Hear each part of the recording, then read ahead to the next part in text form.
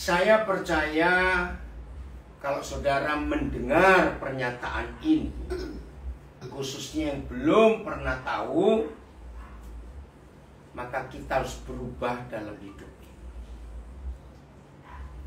Saya tidak tahu asal muasalnya pengajaran ini dari mana, dari gereja mana, negara mana. Saya nggak tahu dan juga saya nggak ingin tahu. Tapi saya percaya, maaf, ini berasal dari neraka, dari setan. Apa itu? Mengerikan sekali. Masuk tahun 80-an akhir ke 90-an awal, terjadi suatu bencana besar di dalam gereja Tuhan. Saya ulangi, akhir 80-an masuk ke awal 90-an, terjadi bencana besar di dalam gereja Tuhan. Bukan cuma yang di Indonesia, tapi seluruh dunia. Bencana apa itu? Ketika pengkhotbah-pengkhotbah dengan kesadaran penuh mengajarkan kepada gereja Tuhan bahwa hubungan kita dengan Tuhan bukan lagi hubungan papa dengan anak, anak dengan papa, bukan lagi hubungan kekudusan, Yesus mempelai laki-laki, gereja mempelai perempuan. Tapi dengarkan, satu kata saja, dan ini mencelakai gereja Tuhan. Hamba-hamba Tuhan sejak akhir 80-an dan awal 90-an mengajarkan hubungan gereja dengan Tuhan itu hubungan transaksional. Kira-kira kalau kita mendengar kata transaksi, itu langsung muncul apa? Jual beli, uang, dan bisnis.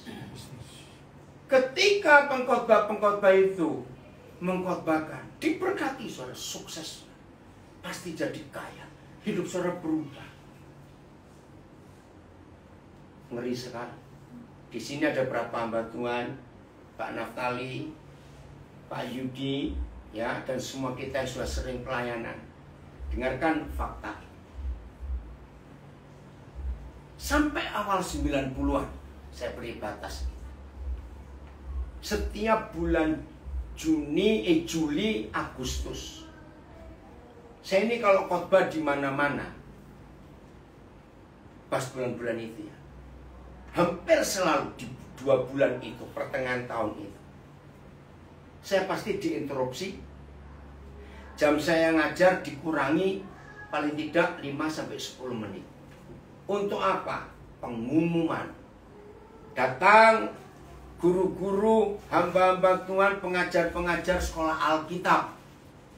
Pasti datang ke gereja-gereja untuk mengumumkan siapa mau terima panggilan Tuhan.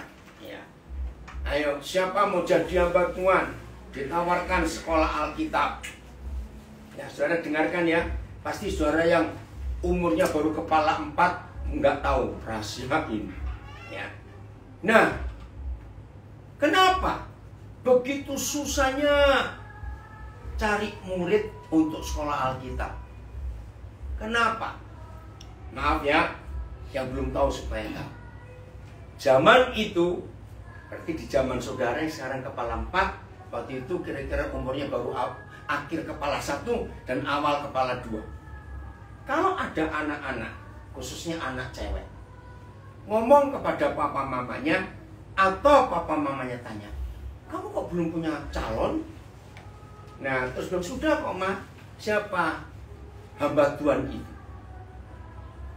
Ayo jujur jawab. Langsung setuju enggak? Langsung setuju enggak? Tidak.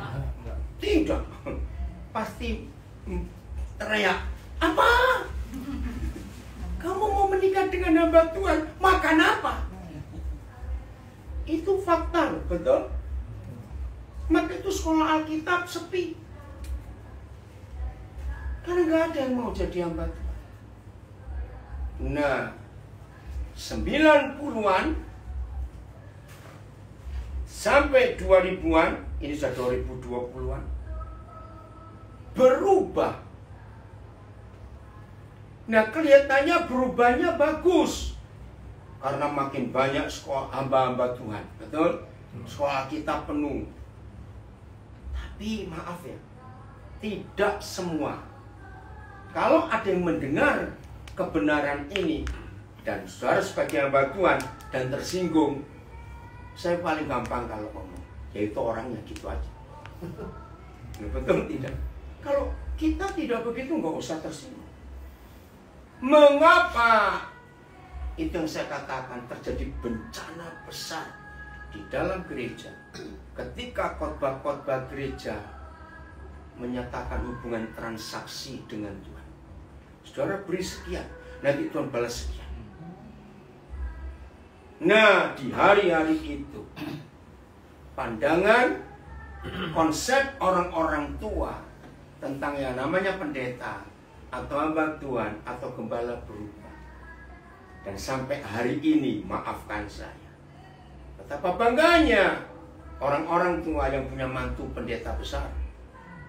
Maaf saya berkata, karena bisnis sudah.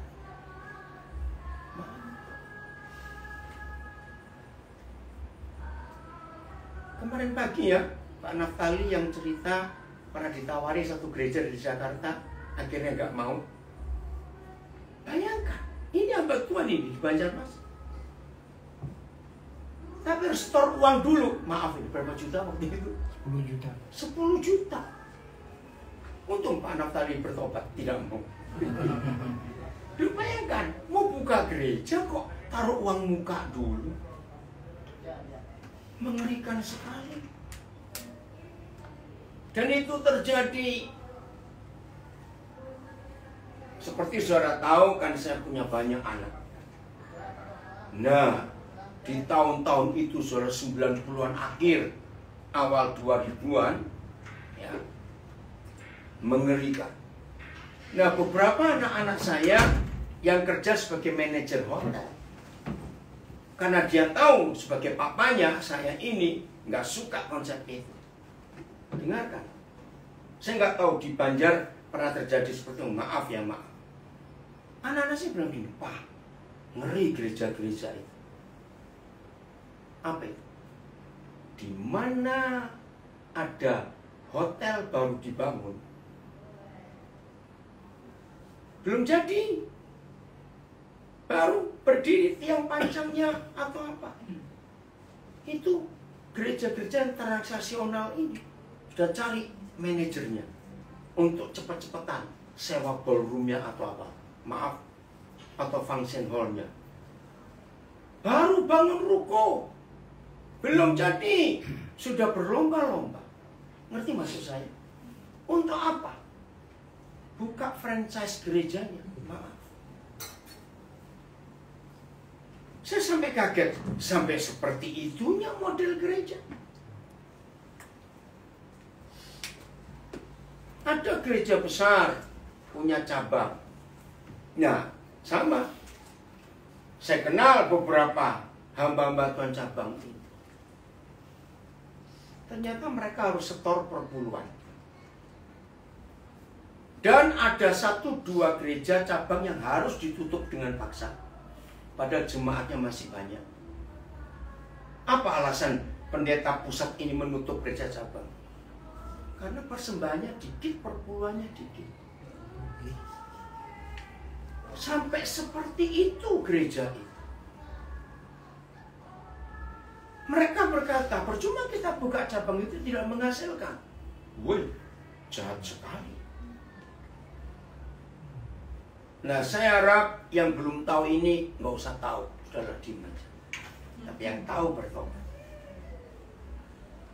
Nah, inilah hubungan transaksi dengan Tuhan. Menyedihkan, saudara. Padahal yang Tuhan minta dan Tuhan cari adalah hubungan relasi, relationship, bukan transaksi. Catat. bersyukur pandemi COVID-19 muncul. Bukan Tuhan yang menciptakan COVID, tidak. Manusia yang buat itu. Saya yakin walaupun belum bisa dibuktikan. Karena kalau alam nggak seganas itu. Alam itu masih tunduk pada peraturan Tuhan. Manusia nggak pernah tunduk. Nah, COVID datang.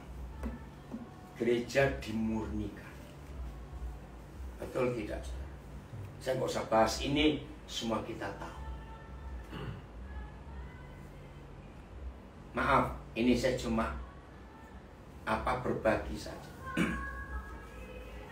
Tahun 82, kira-kira bulan November atau Desember, saya lupa tepatnya. Saya nggak tahu berapa puluh tahun yang lalu. Suatu hari saya lagi bersekutu dengan Tuhan, merenung. Tiba-tiba saya dikagetkan. Daniel dengar 2 kalimat ini. Saya bilang apa? Saya bilang dia apa-apa? Apa-apa? Yang betul yang mana? Melayani untuk hidup atau hidup untuk melayani? Nah, yang betul yang mana? Ayo jawab dong, itu jawab dong, yang mana betul? Apa bedanya dengan melayani untuk hidup? Apa? Ya beda memang. Apa bedanya? Ayo coba jawab. Kenapa? Iya. Kalau melayani untuk hidup, itu yang transaksional tadi. Jadi pelayanannya adalah periuknya, istilahnya. Betul enggak? Pelayanannya adalah income-nya. Nah, saya tanya, selama pandemi, hamba Tuhan yang mana tetap eksis? Yang hidup untuk melayani. Maaf, siapa pernah diundang ikut Zoom, ibadah Zoom, karena selama pandemi nggak boleh ketemu langsung, nggak boleh onsite. Terus ada brosur dan dicantumkan nomor rekening pendetanya. Pernah tahu seperti itu? Nah, itu yang melayani untuk hidup. Kenapa, Vin? Nggak apa-apa. Maka itu di masa-masa seperti itu orang-orang berlomba-lomba ingin jadi hamba Tuhan. Kemarin malam sore dalam perjalanan dari Banjarbaru ke Banjarmasin, saya nggak tahu Budi sempat dengar nggak ada orang yang telepon dan saya diskusi dengan dia. Berkata, maaf, ada hamba-hamba Tuhan ini di Jakarta loh saudara. Saya sampai nggak percaya. Tapi saya diminta. Jadi ada gereja besar yang cabangnya banyak di Jakarta. Nah, ada satu hamba Tuhan satu hari bisa 6 khotbah di 6 tempat yang berbeda. Dan cukup khotbahnya maksimal 20 menit karena cabangnya banyak. Itu disuruh milih. Kalau kontrak 2 tahun full, nggak boleh pelayanan kemana-mana, suruh milih apartemen yang 1 kamar. Kalau 3 tahun full di kontrak, dapat yang lebih besar. Atau milih mobil. Hah? Bayangkan. Banjarmasin nggak ada yang gituan. Puji Tuhan. Belum ngeri nggak? Nggak kelihatan kalian. Bayangkan. Dan maaf, kenapa saya panggil Tukul jemput nama Tuhan? Persis yang seperti Paulus katakan kepada Timotius. Akan datang masanya. Orang hanya kumpulkan pendeta-pendeta yang nyenakkan kuping. Masih ingat? Nggak, biasanya senang yang lucu-lucu, melawak begitu. Maka itu saya bilang maaf. Kalau Tukul dikasih teks khotbah, semua kita khotbah pasti kalah dengan Tukul. Ngerti ilustrasi ini? Kira-kira betul atau salah? Karena dia lebih pintar melawak, lebih pintar ngomong. Dikasih bahan dikit, wah dia bisa ngembangkan. Saudara bisa bayangkan. Terus mau dibawa kemana? Yang Tuhan Yesus ingin semua kita harus serupa dan suatu hari sama seperti Yesus. Tapi kalau cuma dengar khotbah-khotbah seperti itu, betapa menyedihkan. Ayo hari ini kita merubah konsep ini. Dan saya harap semua kita yang belajar mendengar kebenaran ini, maaf, yang masih keracunan dengan khotbah-khotbah berkat, sukses, duit, jadi kaya, bertobat. Kaya itu menyesatkan dan membuat kita makin jauh dari Tuhan. Kenapa? Ada telepon. Makasih, Mira.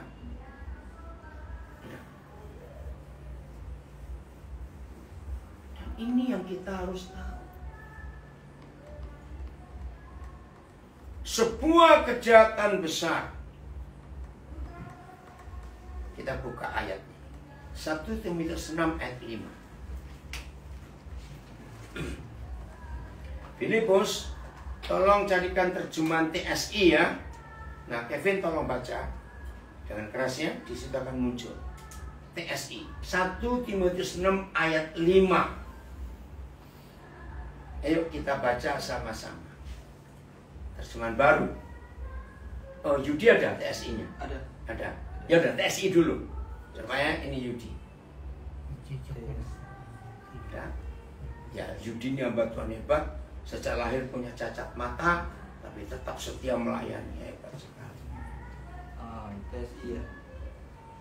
1 Timotius 6 ayat 5. 6 ayat 5. Ya, yang pikiran orang semacam itu, pelan-pelan. Pikiran orang semacam itu, semacam apa? Sudah menjadi kacau. Ya, sudah menjadi kacau. Sehingga mereka tidak mampu lagi membedakan. Tidak mampu lagi membedakan yang salah benar. Dan yang benar. Ngeri, saudara. Gara-gara apa? Lanjut, belum selesai. Itulah sebabnya. Ya, itulah sebabnya mereka selalu menimbulkan pertengkaran.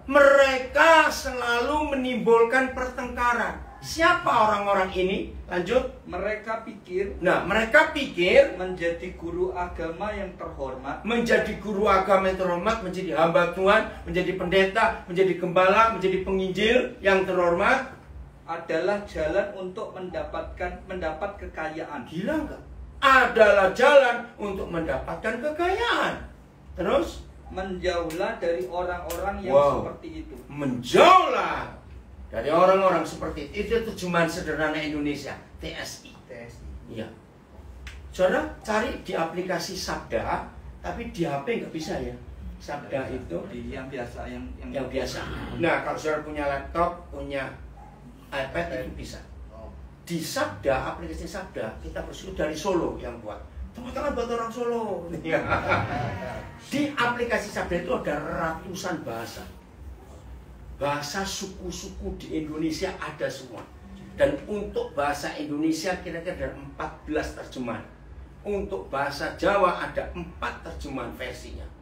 Maka itu miliki aplikasi Sabda. Itu luar biasa. Ini terjemahan sederhana Indonesia, tapi memperjelas. Menjauhlah dari orang-orang seperti itu, yang mengira beragama itu menjadi apa tadi istilahnya? Hamba Tuhan terhormat. Mereka pikir menjadi guru agama yang terhormat adalah jalan untuk mendapat kekayaan. Maaf ya saudara, saya nggak usah sebut, tapi kita tahu. Lihat berapa kasus penipuan yang berkedok agama. Banyak nggak? Maaf loh, pengkhotbah, baik pengkhotbah Kristen, pengkhotbah Islam, pengkhotbah apa saja, itu bisa nipu umat. Maka itu ayat ini luar biasa. Terjemahan baru, coba baca terjemahan baru. Alkitab saudara, 1, 2, 3. Percekcokan antara orang. Percekcokan apa? Mendengar kata percekcokan mikir apa di benak kita? Pertengkaran, rebutan.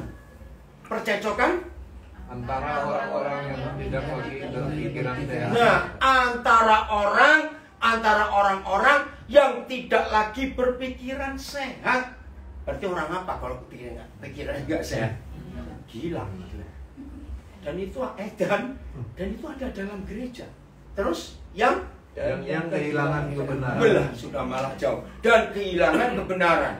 Karena mereka terus yang mengira ibadah itu adalah sumber kemenangan. Kan lebih baik pelihara tuyul atau ke gunung kami dong. Kalau begitu maaf. Jadi ibadah itu bukan sumber kekayaan dan sumber keuntungan. Bukan transaksional hubungan kita dengan Bapa di surga. Mengerikan sekali. Maaf kalau saya mengatakan kalimat ini. Tapi ini salah satu alasan gereja-gereja besar tidak mau mengundang saya. Maaf karena saya nggak bisa dibeli. Maaf saya berkata.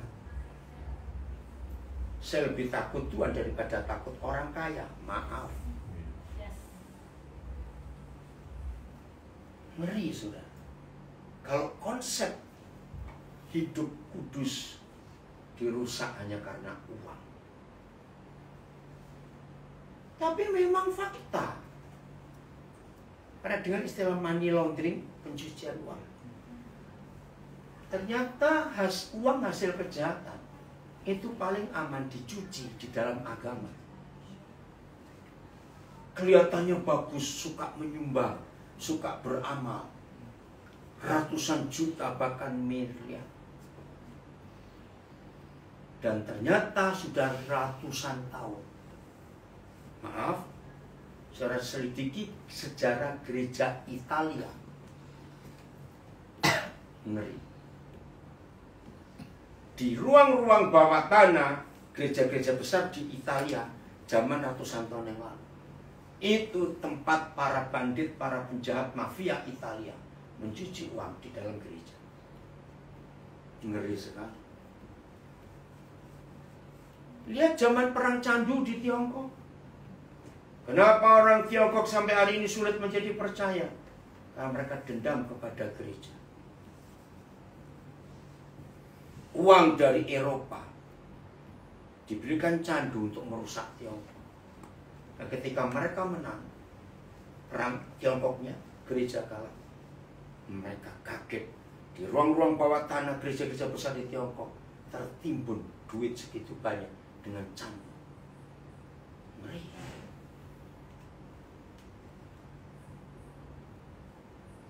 Maka itu kita harus merubah konsep hidup ini. Jangan mengira dengan beribadah kita jadi kaya. Roma 11:35.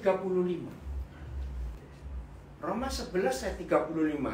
Kita baca dulu terjemahan baru. Udah? Terjemahan baru dulu. 2, 3. Atau siapakah yang pernah memberikan sesuatu padanya, 11 Ini kan kurang ajar betul. Maaf ya saudara, hamba-hamba Tuhan yang mata duitan, entah tidak tahu atau pura-pura tidak tahu kalau ada firman seperti ini. Maaf, mereka nggak suka dengan ayat-ayat ini. Karena mereka mengajarkan hubungan dengan Tuhan itu transaksi. Padahal jelas loh. Coba, kalau kita baca terjemahan baru tadi, atau siapakah di antara kamu yang menganggap bahwa kalau kita memberi sesuatu kepada dia, lalu dia berhak menggantikan kepada kita? Apa bedanya kalau begitu Tuhan dengan debt collector? Maaf. Atau apa bedanya Tuhan dengan gunung kawi? Karena memberi sesuatu, itu dapat sesuatu. TSI-nya, Hans sudah dapat. Ada nggak? Sudah dapat? Roma 11 35. Yang kuat suaranya. Demikian firman Tuhan. Atau siapakah yang pernah memberikan Oh, sesuatu? itu cuma baru itu. Yang TSI. Yudi, ketemu? Siapa yang pernah meminjamkan sesuatu kepada Allah? Nah, pakai kata meminjamkan. Saya jangan bingung. Enggak kok. Kami nggak pernah diajar, nggak pernah dikhotbah untuk meminjamkan. Oke, saya balik khotbah. Apa bedanya terjemahan sederhana Indonesia dengan khotbah seperti itu. Saudara, jangan takut memberi kepada Tuhan. Tuhan pasti beri balik kepada saudara. Siapa pernah dengar khotbah begini? Saudara, kalau kita memberi ayam kepada Tuhan, Dia akan berikan kambing kepada kita. Kalau kita beri kambing kepada Dia, Dia ganti sapi kepada kita. Kalau kita beri sapi kepada Dia, kita diganti kerbau. Kalau kita memberi kerbau, diganti gajah. Ngerti? Itu transaksi. Investasi. Saudara, ini salah besar. Salah besar. Maka itu dalam terjemahan baru dikatakan, masa Tuhan jadi mata duitan seperti itu? Lanjutkan Yudi. Sehingga Dia wajib membayarnya. Nah, sehingga Tuhan wajib membayar balik kepada kita. Karena kita merasa menghutangi Tuhan. Ya karena ada ayat yang salah diterjemahkan di Amsal. Barang siapa memberi pada orang miskin, dia menghutangi Tuhan. Nah itu senang para pendeta ayat itu.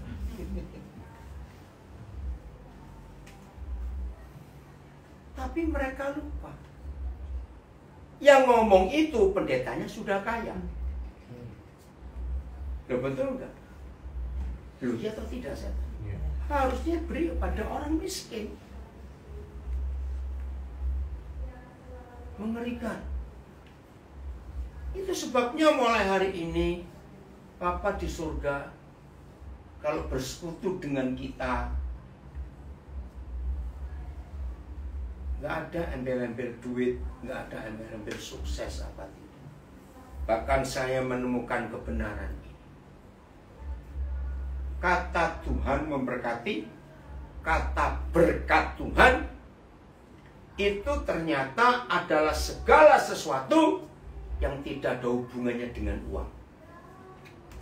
Kalau sesuatu itu kita bisa dapat karena uang atau kita bisa beli, itu bukan berkat Tuhan, itu hukum alam.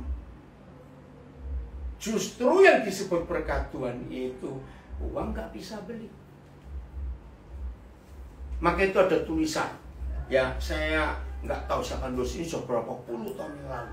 Dan itu sudah terjemahkan ke ratusan bahasa. Dimulai dengan bahasa Inggris, what money can buy. Apa yang bisa dibeli dengan uang? Dia nulis, uang bisa beli obat-obatan yang mahal, vitamin-vitamin, suplemen-suplemen yang wah. Tapi uang tidak bisa beli kesehatan. Betul atau salah? Uang bisa beli tempat tidur yang mahal dengan macam-macam fasilitas. Tapi uang gak bisa beli tidur yang nyenyak. Uang bisa beli buku-buku yang mahal. Tapi uang gak bisa beli intelektual. Uang bisa beli alat-alat hiburan yang wah. Bahkan sekarang gak cuma ratusan juta loh. Ya, istilah dulu home theater, pernah dengar kata ini? Sekarang bisa miliar harga. Tapi uang gak bisa beli kebahagiaan dan sukacita. Cari yang lain-lain lagi. Ternyata ada banyak hal dalam hidup ini yang uang tidak bisa beli. Nah, yang gak bisa didapat dengan uang itu, baru itu yang dari Tuhan. Maka itu jangan berkata uang segala-galanya. Salah. Salah. Loh, buktinya, maaf. Siapa pernah ketemu di antara tetangga-tetangga kita, di antara orang-orang kita kenal? Maaf, kalau dikatakan miskin-miskin bener. Tapi kalau kita sempat ke rumahnya, kita lihat mereka, bisa sukacita juga. Maaf, ya. Pernah nggak ketemu keluarga seperti itu? Nah, itu bukti. Maka itu Tuhan jangan disejajarkan dengan uang. Jangan sekali-kali. Itu satu kejahatan yang luar biasa. Lalu apa yang Tuhan cari di antara kita? Bergaul dengan Dia. Saya ulangi, bergaul dengan Dia. Itu hubungan relasi. Ya, baik kita sebagai anak, dia sebagai papa. Atau kita sebagai mempelai perempuan, dia mempelai laki-laki. Nah, kalau hubungan relasi ini kita gunakan setiap hari, wah, hidup ini pasti benar dan berkenan kepada Tuhan. Coba kita lihat Kejadian 5:22. Kejadian 5 ayat 22. Pak Naftali yang dibacakan yang kuat. Kejadian 5:22. Bapak, terima kasih. Kejadian 5:22. Ya. Dan Henok hidup bergaul dengan Allah selama 300 tahun lagi. Nah, ayat 24. Ayat 24. Dan Henok hidup bergaul dengan Allah, lalu ia tidak ada lagi. Ya, stop sampai situ. Mengapa orang pertama di dunia yang tidak mengalami mati itu Henok? Dan satu-satunya yang ditulis karena dia hidup bergaul dengan Tuhan. Ayo semua kita kembali ke masa remaja. Nah, di antara kita di ruangan ini hanya Kevin, anak saya dari Nabiri ini yang paling muda, baru 20-an umur. Disebut teman bergaul, itu sahabat bukan? Betul? Nah, ayo buktikan. Sahabat yang tulus dan yang benar. Ada masalah transaksi urusan uang? Jawab, enggak. Persahabatan yang benar justru nggak ada uang di antara. Keren loh saudara, betul kok kita masih ingat dulu. Pernah ingat waktu kita masih muda, masih remaja dulu? Dalam persahabatan, pergaulan justru malah berkorban demi sahabatnya. Betul atau tidak? Bahkan berapa kali waktu kita punya sahabat terus memberi, tapi jangan tahu mamaku ya. Loh, betul nggak? Kenapa? Karena kita mau berkorban. Jadi dalam persahabatan, pergaulan nggak ada duit. Justru ada duit jadi pecah. Betul tidak? Karena oh, kamu punya motivasi tersembunyi. Nah, itu justru pecah. Bergaul itu akrab, erat. Bahkan bergaul itu berani nitipkan rahasianya kepada sahabat. Betul tidak? Ingat waktu kita masih remaja dulu, masih pemuda, waduh aku ngalami gini, tapi jangan beritahu papaku ya. Ya atau tidak? Nah, itu yang Tuhan Yesus lakukan kepada kita. Coba baca Yohanes 15 ayat 15. Hubungan seperti ini yang Tuhan cari di antara kita. Hubungan seperti ini. Yohanes 15 ayat 15. Ayo kita baca. Keren saudara. Jam-jam terakhir sebelum dia meninggalkan dunia karena ditangkap, diadili, disiksa, disalib, mati, dia ngomong begini. Yohanes 15 ayat 15. Ayo baca. 1, 2, 3.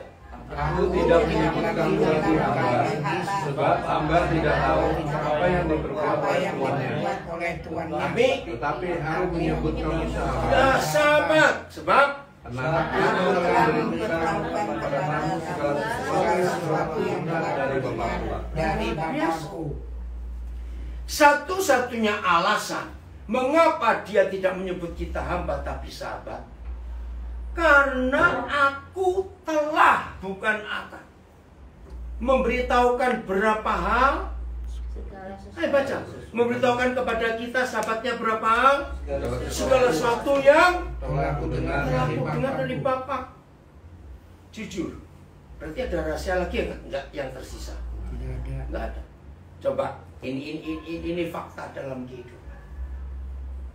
Kalau ada di antara kita pernah latihan bela diri, pernah khusus les buat kue atau buat makanan, bayar semahal apapun, percaya gurunya nggak akan memberi ilmunya semua kepada kita yang bayar. Kenapa? Beda-beda apa motivasi, tapi tujuannya satu. Kenapa nggak diberikan semua? Iya, takut bersaing, takut kalah pinter. Kalau bela diri, wah jurus terakhir itu bisa membunuh gurunya nanti. Saya nangis waktu pertama kali tahu Yohanes 15 ayat 15. Yesus itu nggak sombong. Kita yang sering sombong. Kalau punya ilmu kita nggak bagi semua, masih kita sisakan. Loh, betul tidak? Dan itu wajar, namanya manusia kok. Hak intelektual. Hak intelektual, betul. Nggak bisa. Maka itu saudara, dalam hidup ini Tuhan Yesus itu luar biasa. Satu-satunya alasan mengapa Dia menyebut kita sahabatnya bukan hambanya, karena Dia sudah memberitahukan segala sesuatu yang Dia dengar dari Bapa. Saudara, luar biasa. Ini persahabatan, ini pergaulan. Ada banyak hal yang kita bisa temukan dalam hal bergaul. Tapi ada satu yang saya paling takut. Dengarkan. Maka itu kalau saudara dan saya hari ini tidak sibuk masalah transaksi dengan Tuhan, aku sudah beri begini, kok Tuhan belum balas, awas. Yaitu kalau kita punya hubungan relasi yang benar, ini rahasianya.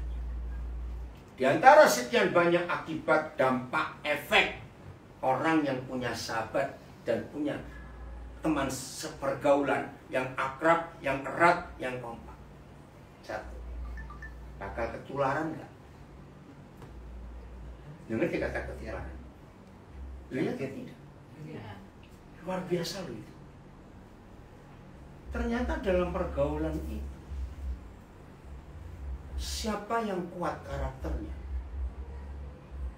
itu akan mendorong karakter yang lemah untuk mengikuti. Betul? Kalau saudara belajar ilmu coaching, pementoran, apa kata lainnya coaching? Coach, ya, pementoran ya, lebih dari pelatihan. Pelatihan itu training. Belum ketemu bahasa Indonesia yang tepat, coach. Pemuritan sih. Iya, pemuritan itu bahasa Alkitab. Ini luar biasa. Seorang coach harus punya karakter yang kuat, pendirian yang kuat. Karena itu untuk menular.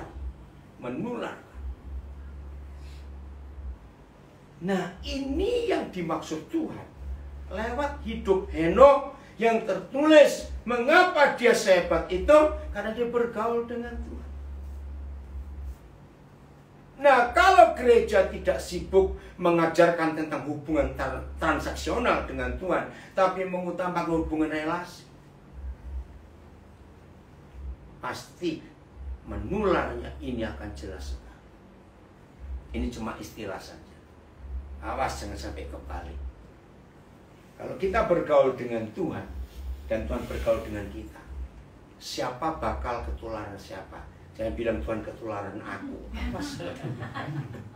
Loh, jawab. Siapa bakal ketularan siapa? Ayo dong, cepat jawab. Nah, harusnya kita ketularan Tuhan. Nah, ini pertanyaannya. Berapa tahun kita berjalan dengan Tuhan? Karena kata bergaul itu berjalan dengan, walk with dalam bahasa Inggrisnya. Nah, berapa tahun kita sudah berjalan dengan Tuhan? Sudah berapa hal karakter Tuhan yang nular ke kita? Nah, ini kekristenan yang benar di hadapan Tuhan. Masa sejak jadi Kristen 40 tahun yang lalu, awal jadi Kristen tukang marah, setelah 40 tahun kok tambah marah banyak ya. Nah, ini ilustrasi saja. Ya berubah dong. Satu aja contoh kecil, mengampuni. Setan paling tidak suka saudara gampang mengampuni orang. Kenapa setan tidak suka? Karena satu-satunya hal yang membuat kita putus hubungan dengan Tuhan bukan karena kita tidak berdoa sekian jam sehari, bukan karena kita nggak baca Alkitab, bukan karena kita nggak memberi persembahan. Tapi ini rahasianya. Satu-satunya hal yang membuat kita nggak bisa bertemu Tuhan, kalau kita nggak mengampuni. Mungkin saudara berkata, aku nggak punya musuh, cuma jengkel. Jengkel itu kecil loh saudara. Tapi hubungan kita dengan Tuhan langsung putus. Karena lihat hukum doa Bapa kami. Ampunilah kesalahan kami, terus seperti kami juga telah mengampuni orang bersalah kepada kami. Terus penjelasannya di ayat 14-15, jikalau kita mengampuni saudara kita, maka Bapa di surga mengampuni kita. Tapi jikalau kita tidak mengampuni, maka Bapa pun tidak mengampuni. Nah, apa status kita kalau Bapa tidak mengampuni? Orang berdosa. Jadi hari ini jangan macam-macam. Nah, ini salah satu karakter Tuhan kita, suka mengampuni. Sudah ketularan belum? Awas. Ini pertanyaannya, yang masih susah ngampuni coba. Kalau saudara jengkel pada seseorang, dalam cerita itu pokoknya orang itu kurang ajar dan minta ampun, sampai jengkelnya sudah keluar dari ubun-ubun. Waduh. Saya tanya, kita di hadapan Tuhan lebih menjengkelkan atau orang itu lebih menjengkelkan kita? Ayo jawab coba pertanyaannya. Nah, tapi ada orang yang berkata enggak. Nah, itu orang sombong. Karena dia merasa lebih baik. Aku cuma dikit menjengkelkan Tuhan. Itu banyak sekali. Awas seperti itu. Ada banyak karakter Tuhan yang kita bisa kenal lewat Alkitab. Nah, coba hitung. Dari berapa karakter Tuhan yang kita tahu? Tanya ke diri sendiri. Jangan bilang berapa persennya. Nggak ada presentasi buat Tuhan. Maunya 100%. Oh, amin. Maka itu dia berfirman, hukum yang kedua yang sama dengan itu, kasihlah Yahweh Tuhanmu dengan segenap.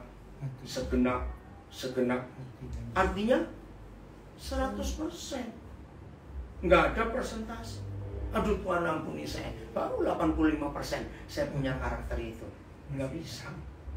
Harus 100%. Amin. Maka itu yang penting. Kita menjadi anak-anak Bapa di surga. Kita menjadi murid-murid Tuhan Yesus. Yang penting hubungan ini, relasi kita bagaimana. Dan setelah sekian tahun ini, berapa persen yang kita sudah capai? Harusnya 100%. Yang mana? Yang belum. Ayo kita kejar kekurangan ini.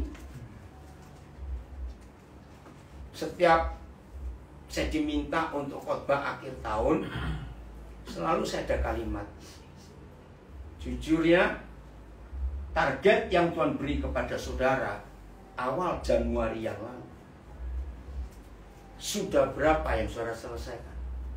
Jangan sampai masuk tahun baru masih punya utang target tahun lalu.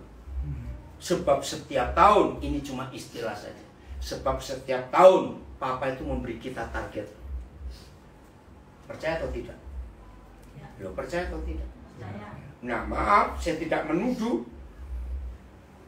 Nah, kira-kira di antara kita sudah lunas belum target 2015, 2016? Ngerti pertanyaan saya? Coba jujur. Tapi kok saya dihitung nanti malah stres. Betul enggak? 2015 belum selesai aku. 2016, 2017, 2018, 2019 langsung tahun Covid. Aduh. Ini 2023. Sudah angka belasan. Ayo kejar. Ini kalau hubungan kita adalah relasi, bukan transaksi. Selalu kita kejar. Siapa yang suka nyanyi? Ku mau sepertimu Yesus. Awas, jangan bilang aku nggak tahu atau lupa. Awas kamu. Kalau kita sudah sering doa seperti itu, ku mau sepertimu Yesus. Ya udah, kita kejar target itu. Nah, jadi dalam hubungan pergaulan dengan Tuhan, nggak ada rahasia lagi. Biarlah mulai hari ini karakter-karakter jahat kita hancur, maka karakter Yesus yang nyata di hidup kita, orang-orang akan melihat Yesus lewat kita. Kami targetnya supaya saudara tidak pusing atau bingung. Lihat kalimat ayat ini, 1 Yohanes 1 ayat 1. Kemarin ada 3 sesi persekutuan badan musyawarah antar gereja seBanjarbaru kumpul, ada 3 sesi. Nah, sesi pertama, ternyata banyak yang ngikuti dan telepon saya. Ada seorang hamba Tuhan gak suka cara saya ngomong soal teologi. Nah, saya jelaskan setelah itu yang gak di situ. Karena yang Tuhan cari bukan mengetahui tentang Tuhan dan mempelajari Tuhan. Yang dia cari mengenal Tuhan. Beda. Belajar tentang Tuhan dan mengenal Tuhan itu beda jauh. Coba. Orang Banjar harus tahu siapa Hasan Basri, betul? Sampai kuburannya ada di Pertiga atau Perempuan itu. Di bundaran mana itu? Ya. Kilometer 19. Kilometer 19. Oke. Orang Kalimantan Selatan harus kenal, harus tahu Cilik Riwut. Kalteng, maksud saya salah, harus tahu. Orang Indonesia harus tahu Insinyur Soekarno dan banyak lagi. Nah, mereka itu bisa kita ketahui karena ada buku banyak tentang mereka. Sejarah. Ya. Kenapa? Buku sejarah. Ya, buku sejarah. Nah, pertanyaannya, dengan mempelajari tentang mereka di buku-buku itu, kita bisa kenal enggak? Enggak, karena itu cuma pengetahuan tentang Tuhan. Yang dia minta mengenal. Jadi mengetahui dan mengenal itu beda. Dalam filosofi kehidupan, semua bangsa di dunia mau bahasa apa saja, untuk mengenal seseorang itu cuma satu saja, bergaul dengan orang itu. Katakan amin. Amin. Jadi teologi itu tidak mengajarkan kita bergaul, tapi kita diajar mempelajari siapa Tuhan itu. Nah, kalau dipelajari, ya hanya tahu tentang hal-hal tertentu dari Tuhan karena belajar. Tapi kalau bergaul itu beda. Nah, ini bedanya. Jangan bingung ya. Nah, apa ujungnya kalau kita punya relasi yang baik dengan Tuhan? Ya ini juga 1 Yohanes 1 ayat 1. Coba kita baca. Ada 4 hal yang dahsyat. 1, 2, 3. Apa yang telah ada sejak semula. Stop. Masih ingat Yohanes 1 ayat 1? Ini orang yang sama nulis. Pada mulanya adalah Firman. Nah, ini cara penulisan luar biasa. Rasul Yohanes menulis di Yohanes 1 ayat 1. Pada mulanya adalah firman. Dan ternyata setelah Tuhan Yesus naik ke surga, gereja lahir, maka dia menulis apa yang ada sejak semula. Berarti siapa itu? Firman. Itulah Tuhan Yesus. Yang baca? Yang Stop. Yang telah kami dengar. Ini nomor 1. Ya wajar, firman yang didengar, karena itu perkataan. Tapi ternyata nggak boleh hanya didengar. Yang telah kami lihat. Nah, ini yang mulai kita mikir. Lihat. Kalau lihat pakai apa? Mata. Pelan-pelan. Ini mulai aneh. Nomor 3, yang telah kami saksikan. Kalau saudara baca terjemahan lain, yang telah kami buktikan. Nah, dari sini saya mau pakai ilmu pengetahuan. Yang pernah kuliah dan lulus, saudara pernah sadar nggak? Yang membuat saudara punya gelar S1, S2, S3 itu bukan kampus di mana saudara kuliah, dan bukan dosen profesor yang menguji saudara, bukan. Yang membuat saudara punya S1, S2, S3 karena baca buku. Loh, betul atau tidak? Nah, buku yang saudara pelajari itu didiskusikan dan minta pembuktian. Saudara menguasai nggak yang ditulis? Nah, perlu nggak kita kenal penulisnya siapa? Lo jawab.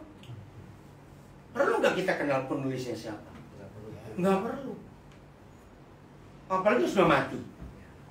Loh, tapi kok bisa dipercaya? Karena sudah dibuktikan. Maka itu kalau ada orang mendebat saudara, kamu kok percaya itu tulisan Musa? Kok percaya tulisan Paulus? Kamu nggak pernah ketemu teori itu, saudara. Apalagi kalau saudara ketemu orang yang pintar, saudara, doktor. Kenapa saudara jadi doktor? Kan karena baca buku. Nah, saudara perlu ketemu nggak penulisnya? Jawabnya tidak, karena sudah dibuktikan. Saudara lihat 3 hal ini. Yang pertama, firman itu telah kita dengar. Berarti orang lain pun harus dengar firman lewat kita. Yang kedua, firman itu bisa dilihat. Nah, itulah hidup kita. Dengan semua cara makan, cara tidur, cara berkata, cara membelanjakan uang, cara semuanya, kita itu melihat firman. Lalu yang ketiga, dibuktikan. Coba kembali, ya nanti dibuktikan. Kembali ke bagian pertama saya ngomong tadi. Apa bukti dari firman setelah kita dengar, setelah kita lihat? Buktinya adalah karakter kita diubah oleh firman itu. Loh, betul tidak? Apa buktinya saudara bisa dinyatakan sarjana S1, master S2, doktor S3? Karena para penguji sudah membuktikan buku-buku yang saudara baca, saudara sudah bisa nulis hal baru. Nah, seperti itu. Kalau hubungan kita, hubungan relasi, hubungan intim dengan Tuhan, ada bukti-bukti yang kelihatan. Nah, sampai di sini apa yang Paulus pernah katakan di kitab Korintus, jadilah surat yang terbuka, firman yang terbuka. Artinya begini, kalau saudara ditanya orang, Yesus itu seperti apa ya? Firman Tuhan itu seperti apa? Mulai hari ini, saudara sebenarnya berkata, kalau kamu ingin tahu Yesus, lihat hidupku. Berani nggak? Saya tanya kok. Loh, oke, kalau saya nggak jawab, saya ubah pertanyaannya. Kapan saudara berani ngomong? Loh, kok nggak jawab juga? Terus mau jadi apa? Loh, oke, saya ulangi pertanyaannya. Jadi kalau ada orang tanya, Yesus itu seperti apa? Firman itu bagaimana? Maka kita sebenarnya jawab, lihat hidupku. Pertanyaannya ada 2 tadi. Ya. Berani? Yang kedua, kapan? Loh, kok gak ada jawab? Kenapa? Ada pasti, nggak mungkin nggak ada. Oh, udah hati-hati ya. Kalau ada yang nanya. Loh, kok tertawa?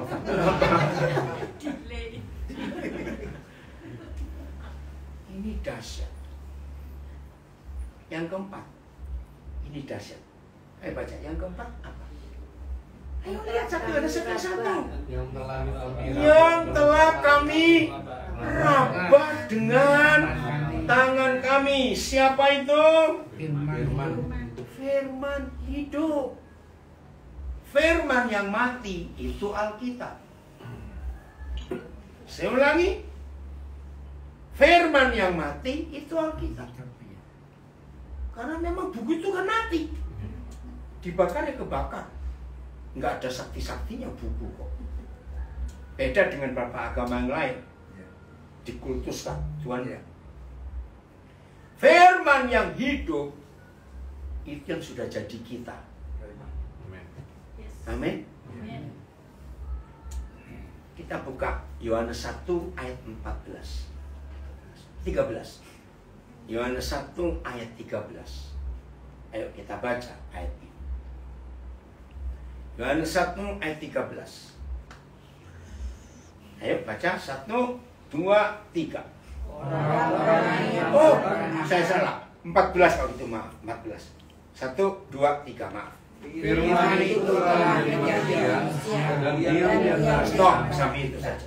Firman itu telah jadi manusia dan diam di antara kita. Di antara kita itu siapa? Di antara manusia. Saudara dan saya manusia atau bukan? Nah, ini pertanyaannya bukan untuk apa-apa. Manusia atau bukan? Nah, kalau gitu diganti. Firman itu telah menjadi Dudi. Firman itu telah menjadi Naftali. Firman telah menjadi Henry. Lanjutkan maksudnya. Firman telah menjadi saya, menjadi Olva, Lisa, Mira. Harus. Ini yang ditunggu. Ya, tepuk tangan dong, luar biasa. Ini yang ditunggu oleh dunia. Jadi orang nggak perlu cari Yesus ke surga, kejauhan. Firman itu telah menjadi manusia dan tinggal di antara kita. Jadi firman bisa ke mall, ayo ke daerah mana Banjar Internasional, bisa ke bawah jembatan, Soto Banjar, bisa kemana saja, ya ke pal berapa, ke kilo berapa, firman ada di Banjarbaru, firman ada di Pasar Apung, firman ada. Karena telah menjadi manusia dan diam di antara kita. Harusnya begitu kekristenan itu. Bukan masalah duit melulu. Betul. Saya ini punya banyak teman pengusaha. Ada yang mati-matian nggak mau ke gereja. Jawabannya kaget. Bayangkan kau deh, Senin sampai Sabtu sebagai pengusaha sudah capek mikir duit. Duduk di gereja dengan khotbah perpuluhan duit lagi. Enggak capek. Kapan istirahatnya mikir duit? Pernah punya teman pengusaha sampai capek ke gereja? Itu loh saudara, rusaknya firman karena diganti dengan uang jajan. Nah, kembali ke 1 Yohanes 1 ayat 1 yang keempat. Firman itu bisa diraba dengan tangan. Saudara, terus terang, lama saya menemukan jawabannya. Gimana sih ini maksudnya? Sampai suatu saat Tuhan tahu saya sudah capek cari, nggak ketemu. Saya nangis. Mulai besok atau mulai sebentar, saya nggak tahu. Setelah ibadah ini saudara mau kemana saya tidak tahu. Pasti ketemu orang bukan? Kalau orang menyentuh saudara, dengan kaget. Ada apa ini? Bukan sakti, bukan sakti. Bukan. Kenapa? Lisa? Oh. Dengar, Tuhan Yesus pernah ngalami hal yang aneh atau unik, bukan antik. Loh, kok pindah lagi kan? Pindah sini loh. Enggak, Ulfa suruh testing. Oh, testing. Ellen nggak gigit kok. Tuhan Yesus pernah ngalami. Suatu hari orang berdesak-desakan. Tiba-tiba dia tanya kepada murid-muridnya. Dan saya tahu ada Petrus di situ. Hei, siapa nyentuh aku? Kalau kita Petrus, kita jawab apa? Orang berdesak-desakan. Kok tanya siapa nyentuh aku? Ngerti? Ya, jawab apa sekarang? Kalau kita ini Petrus. Bukan nggak tahu. Aneh. Orang begini banyak nyenggol. Kok tanya siapa nyentuh aku? Tapi Yesus menjawab, enggak, ada satu yang beda sentuhannya. Masih ingat siapa dia? Perempuan yang pendarahan 12 tahun. Itu kalau zaman sekarang, itu kanker rahim dia. Karena pendarahan nggak berhenti. Dan Alkitab sudah habis biayanya. Nah, dimanapun saudara mendengar firman ini, betapa indahnya dunia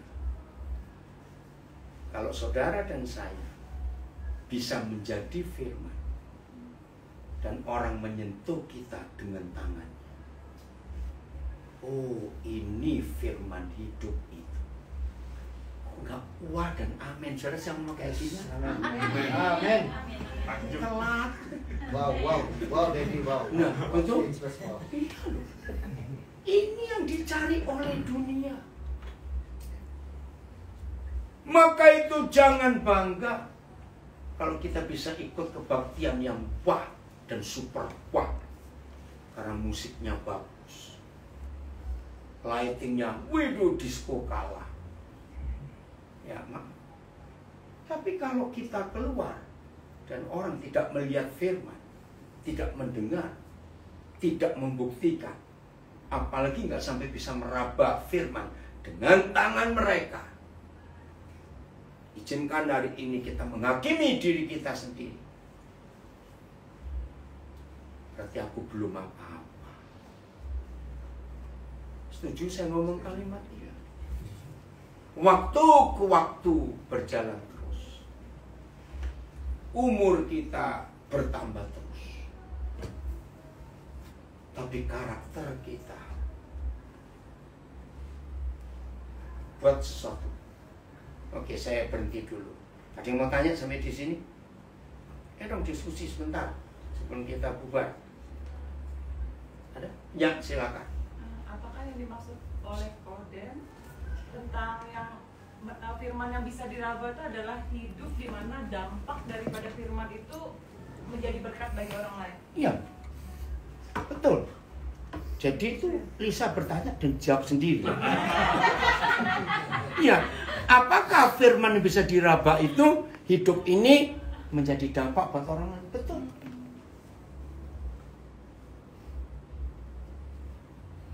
Sayang, anak saya pendeta Semi Repi nggak ikut. Terima kasih lagi sekali untuk Henry dan Mira mengizinkan kami nginap di Aston. Kami tiba hari Rabu, Kamis, Jumat malam. Ini minggu ya. Beberapa saudara pasti ingat tahun lalu bulan November itu saya kesini sebelum kali ini. Nah, pas mau pelayanan ke Polda, ternyata kepagian. Nah, waktu itu Paul yang bawa. Terus, jadi kemana ini? Cari kopi dulu yuk. Nah, ternyata Paul bukan orang Banjar, dia bilang kopi yang mana gak tahu juga. Pas jalan dulu itu, saya melihat tanah merah di Gatot Subroto ya. Ya udah Paul ke situ aja ya. Nah, Roh Kudus bicara kepada saya tentang salah satu baristanya, ada dua di situ. Namanya Jimmy. Nah, tapi nggak bisa lama. Saya cuma minta nomor telepon Jimmy. Jam istirahat, saya pesan nanti kalau kamu istirahat kontak. Tapi saya sudah WA dulu sebelum dia kontak. Roh Kudus bicara kepada saya tentang masa kecilnya, masalah dengan ayah kandungnya. Nah, setelah dia istirahat, pelayanan di Polda selesai, dia kontak saya, dia kaget, kok saya bisa tahu. Sejak hari itu, sampai tadi pagi, dia masih kontak saya. Ada masalah apa saja dia cerita. Nah, Kamis itu, dia itu ngomong, Pak, saya boleh ketemu Papa enggak? Boleh. Tapi malam, Pak, kafe ini ada cleaning bulanan pembersihan. Enggak apa-apa. Tapi kira-kira 1:30 saya datang. Saya kaget juga, 1:30. Nah, pada Jumatnya, aduh, ya udah, enggak apa-apa. Saya tunggu. Papa tunggu. Dan dia betul datang 1:30. Cerita. Aduh, itu pertama kali saya dekat. Dan saya ajak nginap di Astor. Dia bilang, saya belum pernah bisa merasakan tidur dengan seorang ayah. Aduh. Itu semi repi sampai kaget. Begitu polos anak ini bicara. Itu loh firman yang bisa diraba dengan tangan. Dan saya tidak bicara tentang agama. Dia asli orang Banjar Baru. Itu fakta yang ada. Nah, buat pendeta semi repi, dia itu syok. Karena dia itu opanya pendeta, papanya pendeta, dan dia kenal begitu banyak pendeta. Dia bilang, gak ada yang kayak papa begini. Karena saya menghidupi firman ini. Orang nggak boleh hanya bisa mendengar firman, tapi orang harus melihat. Dan orang nggak boleh hanya melihat, tapi harus bisa membuktikan. Seperti saudara kuliah buku itu. Dan yang paling klimaks, orang harus bisa meneraba firman dengan tangan mereka. Ini kekristenan yang benar, yang Tuhan cari. Saya sudah ngomong kayak begini, terus ada yang jawab, sulit. Awas kamu. Loh. Sulit atau tidak? Awas salah ngomong. Enggak sulit. Maka itu saudara saya tuh senang ya, kalau ada orang ngikuti saya pergi kemana. Karena dimanapun saya sedang berada, entah di mobil, entah di ruang tunggu, entah di mana, itu telepon gak berhenti. Dan orang-orang bisa dengar ini yang ngomong siapa tentang apa. Dan itulah bukti firman, hidup itu. Ada yang pertama kali ikut saya bilang, pusing saya. Loh, saya gak pusing kok kami dengar pusing. Berarti, Yud, tadi Yudi ngangguk. Apa kesanmu waktu pertama kali jalan dengan Papa ini? Oktober saya sama-sama Bapak. Ya, Oktober ya, cuma berapa hari loh? Ya itu 1 hari aja. 1 hari aja. Kamar sama Bapak. 1 kamar lakinya. Terus gimana Yud? Terus, betul yang Bapak bilang itu. Saya belum pernah ketemu hamba Tuhan yang seperti Bapak. Belum pernah. Saya belum pernah ketemu hamba Tuhan. Ya contoh dikit aja, kalimat dikit apa? Contoh ya, waktu makan patin itu ya. Itu yang paling saya ingat. Itu turun dari mobil nyapa tukang parkir. Nah, itu kebiasaan saya. Pokoknya saya makan di mana saja, turun saya cari tukang parkir dulu. Terus nanya, "Pak, sudah makan?" Saya lihat muka tukang parkirnya tuh kaget sekali. Kayak, "Oh, ini mungkin ketemu orang 1000 baru 1 ini orang kayak gini." Ya. Terus tukang parkirnya, "Oh, Pak, sudah Pak." Seperti kayak gugup gitu. Terus itu temennya yang duduk itu sudah makan belum? "Oh, sudah Pak. Kalau belum makan," Bapak bilang, "kalau belum makan, nanti saya belikan makanan, saya bungkuskan." Sudah Pak. Itu yang saya belajar satu perkara, memperhatikan orang, bahkan orang yang di bawah. Ya. Nah, tiba-tiba Roh Kudus gerakkan saya, kamu beli 5 bungkus untuk tim yang di Aston. Jelas kata itu 5. Ya udah. Maka itu sampai hari ini masih ada 2 yang suka kontak saya. 1 Albi, bagian security di bawah, yang 2 itu Gusti, bagian resepsionis. Dan Roh Kudus suruh saya belikan itu. Kaget mereka waktu saya balik dari Saripatin dan saya 5 bungkus. Nah itu saudara, waktu yang ada kita gunakan untuk orang bisa nggak cuma mendengar firman, tapi melihat, membuktikan, dan yang klimaksnya meraba dengan tangan. Itu yang Tuhan cari di antara kita. Ya, silakan. Pemilik Pondok Elang. 2 minggu yang lalu salah seorang anak saya, dia juga pemusik, tiba-tiba dia telepon saya begini, "Pak, ada kejadian yang mengagetkan." Sepulang, ya, dia pemusik, jadi dia bawa gitar. Pas sudah dekat apartemen daerah Kebagusan Jakarta Selatan, saya diikutin orang, Pak. Oh iya, saya kaget juga. Waduh, tiba-tiba saya kalah cepat, terus orang itu nyapa saya. Ternyata dia seorang pencari bakat dari sebuah production house PH. Dia cari satu pemeran yang berwajah Asia. Lah anak saya ini bapaknya Jepang, mamanya orang Belitung, jadi kelihatan wajah Jepang. Nah terus dia tanya, boleh nggak saya tahu ayah bapak, ayah saudara, karena lihat wajahnya. Oh ayah saya sudah meninggal, tapi saya punya ayah angkat. Nah terus anak saya ini bukakan cake Andy. Gitu. Wah, ketika dia cake Andy tentang saya, dia menangis. Siapa orang ini? Boleh nggak saya kenal? Gitu. Akhirnya anak saya itu kasih nomornya, namanya Diki ini ke saya. Saya langsung telepon besoknya. Itu sudah malam, hampir jam 12. Begitu saya telepon, dia menangis, saudara. Loh kenapa? Dia, aduh, ternyata setelah dia sebut nama anak saya itu, tunjukkan ya tentang bapak siapa, dia cari di internet. Waduh, dia bilang, saya pengen ketemu. Nah, dia ternyata dari kecil nggak punya ayah ya. Karena belum ketemu. Tanggal 7 malam, hampir jam 9, saya baru landing dari Belanda. Nah, dia tahu, karena dia lagi bersama anak saya itu. Pak, Diki pengen ketemu. Aduh, ini sejam segini ketemu. Papa akan capek, karena papa harus beres-beres. Besok harus ke Banjarmasin. Nah, Senin pulang ke Jakarta, ada pertemuan lagi, lalu malamnya pulang ke Papua. Aduh, nggak ada waktu. Nah, kalau gitu boleh nggak? Saya ketemu dia manggil saya Papa, besok saja. Ya boleh. Jadi ntar kita ngomong di taksi menuju ke bandara. Nah, saya ini lupa ngasih tahu alamatnya Sherlock. Ternyata anak ini dengar saya bilang apartemen Alaina di Central Park.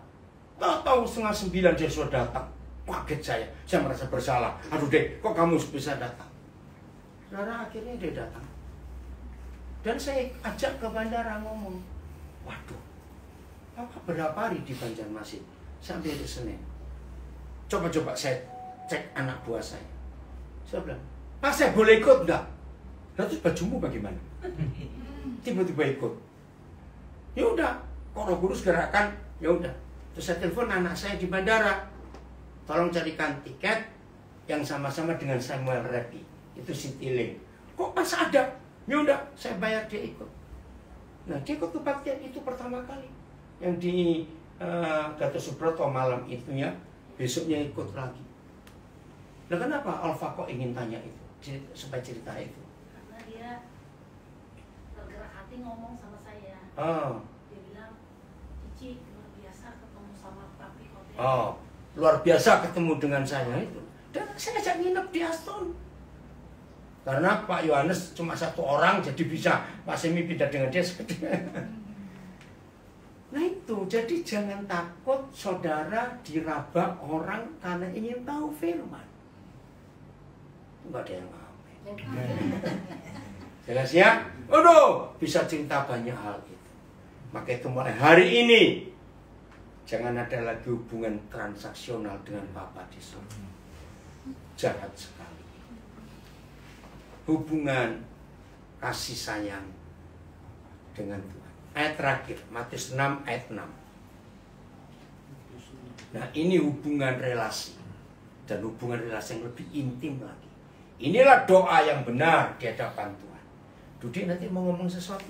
Oh ya, nah, lupa itu. Mau ngomong sesuatu? Boleh nggak mau? Kalau mau. Dan untuk doa biar Pak Pendeta Yudi. Udah? Baca. Kalimat pertama. 1, 2, 3. Tetapi jika Ulang serentak. Matius 6 ayat 6. 1, 2, 3. Tetapi jika kau berdoa, masuklah ke dalam kamarmu, tutuplah pintu. Stop. Sampai di situ. Yang ngomong Tuhan Yesus. Bahwa kalau kita berdoa harus masuk kamar, kunci pintu. Tapi kenapa dia nggak negur kita? Kok kita doa di restoran, doa di terminal, doa di pelabuhan, doa di bandara, di tempat yang terbuka? Harusnya kita tanya. Karena kan Tuhan Yesus yang memberi perintah. Tetapi apabila kamu berdoa masuk kamar, kunci pintu. Udah saya percepat saja. Yang boleh 2 orang di dalam kamar yang terkunci itu hanya suami istri. Nah, ini doa. Ternyata doa itu bukan cuma kita nyerocos sendiri. Yang isinya cuma 3, nyuruh, minta, lapor, nyuruh, minta. Betul, seringkali doa kita kan begitu isinya. Tolong Tuhan, berkati Tuhan. Padahal doa yang betul itu hubungan suami istri, hubungan inti. Semua kita sudah menikah harus mempraktekkan doa yang benar. Maaf, jangan tersinggung, saya cuma ngomong apa adanya. Seringkali kalau kita berdoa, yang banyak ngomong kita atau Tuhan? Nah, ya jawab dong. Nah, kita ini mempelai perempuan bukan? Nah, ternyata begitu pula istri-istri. Ngomongnya banyak. Maafkan saya. Jangan saya pegang istrinya. Nah, jadi Tuhan tuh ingin supaya kita banyak diem biar dia yang ngomong. Enggak, amin. Tapi saya pernah ngajar gini jawabannya. Tapi kok saya nggak denger ya dia ngomongnya. Kamu budek, saya bilang gitu aja. Harusnya latih diri kita untuk suami surgawi kita yang banyak ngomong kepada kita. Nah, itu doa yang benar. Nah, doa seperti suami istri dalam kamar yang terkunci. Lama-lama saling ketularan enggak?